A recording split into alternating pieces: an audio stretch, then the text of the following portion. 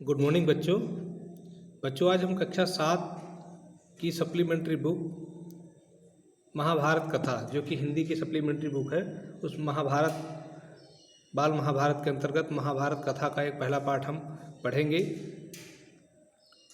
तो आइए जानते हैं क्या है इस महाभारत कथा में। महाभारत की कथा महर्षि पराशर के कीर्तिमान पुत्र वेद व्यास की देन है। व्यास जी ने महाभारत की यह कथा सबसे पहले अपने पुत्र सुखदेव को कंठस्थ कराई थी और बाद में अपने दूसरे शिष्यों को। मानव जाति में महाभारत की कथा का प्रसार महर्षि वैशंपायन के द्वारा हुआ। वैशंपायन व्यास जी के प्रमुख शिष्य थे। ऐसा माना जाता है कि महाराज परीक्षित के पुत्र जन्मेजय ने एक बड़ा यज्ञ किया और इस महायज्ञ में सुप्रसिद्ध पौराणिक सूत जी भी मौजूद थे। सूत जी ने समस्त ऋषियों की एक सभा बुलाई।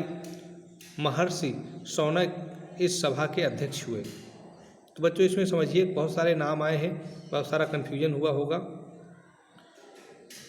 तो सबसे पहली चीज़ कि जो महाभारत की कथा लिखी वो लिखी महर्षि वेद व्यास जो कि महर्षि पराशर के पुत्र थे।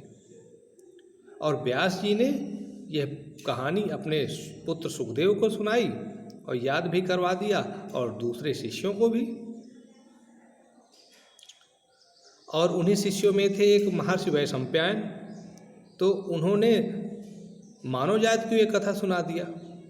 वैशंपायन भी व्यास जी के शिष्य थे और इस कथा का जो विधिवत प्रचार प्रसार हुआ वो जब महाराजा परीक्षित के पुत्र जन्मेजय ने एक नाग यज्ञ करवाया था, उसके बाद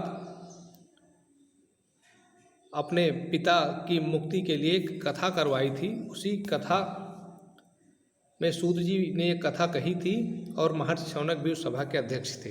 तो सूत जी ने क्या सुनाई वो कथा जानते हैं। सूत जी ने ऋषियों की सभा में महाभारत की कथा प्रारंभ की कि महाराजा शांतनु के बाद उनके पुत्र चित्रांगद हस्तिनापुर की गद्दी पर बैठे। उनकी अकाल मृत्यु हो जाने पर उनके भाई विचित्रवीर राजा हुए। उनके दो पुत्र हुए, धृतराष्ट्र और पांडु। बड़े बेटे धृतराष्ट्र जन्म से अंधे थे, इसलिए उस समय की नीति के अनुसार पांडु को गद्दी पर बैठाया गया। तो बच्चों इतना आपको समझ में आया कि सूत जी ने जो कथा सुनाई तो उसमें महाराजा शांतनु थे एक हस्तिनापुर के राजा, और उनके पुत्र चित्रांगद राजा शांतनु की मृत्यु के बाद राजा बने। लेकिन चित्रांगद भी जब उनकी मृत्यु हो गई तो विचित्रवीर राजा बने। और विचित्रवीर के दो पुत्र थे, धृतराष्ट्र और पांडु।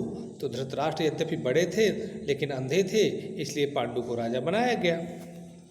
फिर क्या हुआ, पांडु ने कई वर्षों तक राज्य किया। उनकी तो रानियां थीं, कुंती और माद्री। किसकी रानियां थीं? पांडु की। कुछ समय राज्य करने के बाद पांडु अपनी किसी अपराध के प्रायश्चित के लिए तपस्या करने जंगल में गए। उनकी दोनों रानियां भी उनके साथ हो गई थीं। वनवास के समय कुंती और माद्री ने 5 पांडवों को जन्म दिया।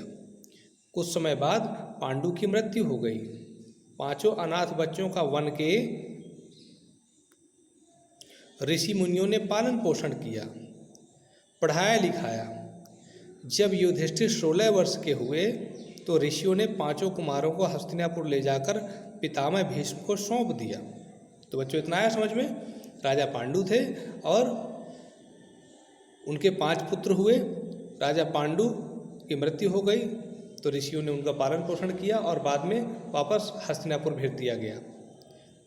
5 पांडव बुद्धि से तेज और शरीर से बली थे। उनकी प्रखर बुद्धि और मधुर स्वभाव ने सबको मोह लिया। यह देखकर धृतराष्ट्र के पुत्र कौरव उनसे जलने लगे और उन्होंने पांडवों को तरह तरह से कष्ट पहुंचाना शुरू किया। कौन जलने लगा? कौरव, जो कि धृतराष्ट्र के पुत्र थे। दिन पर दिन कौरवों और पांडवों के बीच वैरभाव बढ़ता गया। अंत में पितामह भीष्म ने दोनों को किसी तरह समझाया और उनके बीच संधि कराई। भीष्म के आदेशानुसार कुरु राज्य के 2 हिस्से किए गए। कौरव हस्तिनापुर में ही राज करते रहे और पांडवों को एक अलग राज्य दे दिया गया जो आगे चलकर इंद्रप्रस्थ के नाम से मशहूर हुआ। इस प्रकार कुछ दिन शांति रही।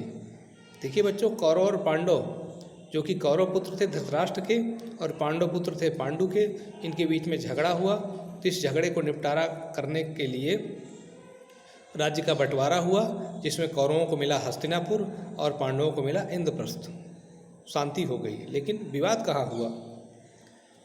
उन दिनों राजा लोगों में चौसर खेलने का आम रिवाज था। राज्य तक की बाजियां लगा दी जाती थीं। इस रिवाज के मुताबिक एक बार पांडवों और कौरवों ने चौपड़ खेला। कौरवों की तरफ से कुटिल शकुनी खेला। उसने युधिष्ठिर को हरा दिया। इसके फलस्वरूप पांडवों का राज्य छिन गया और उनको 13 वर्ष का वनवास भोगना पड़ा।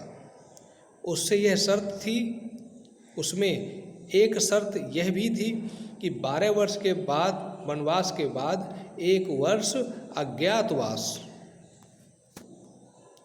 करना होगा। अज्ञातवास का मतलब बच्चों होता है पता न चलना, अज्ञात रहना, छिप करके रहना। उसके बाद उनका राज्य उन्हें लौटा दिया जाएगा। द्रौपदी के साथ 5 पांडव 12 वर्ष वनवास और 1 वर्ष अज्ञातवास में बिताकर वापस लौटे, पर लालची दुर्योधन ने लिया हुआ राज्य वापस करने से इनकार कर दिया। अतः पांडवों को अपने राज्य के लिए लड़ना पड़ा।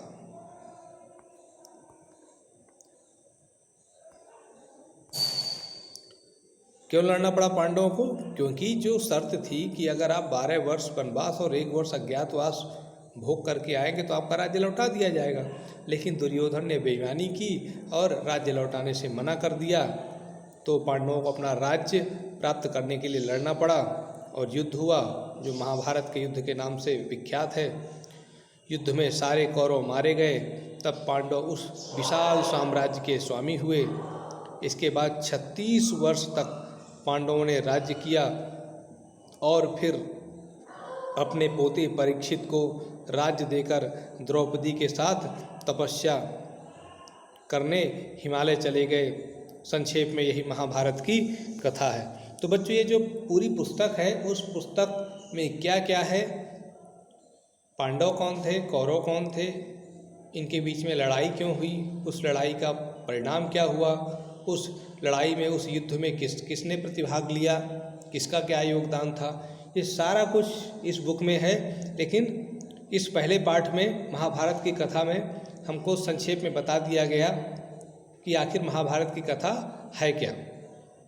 तो उम्मीद है बच्चों आपके समझ में आ गया होगा। अब हम इसका अगला पार्ट शुरू करेंगे, लेकिन वो हम आपको अगले वीडियो में बताएंगे।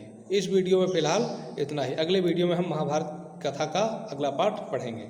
आपने इस वीडियो को देखा, इसके लिए आपका धन्यवाद।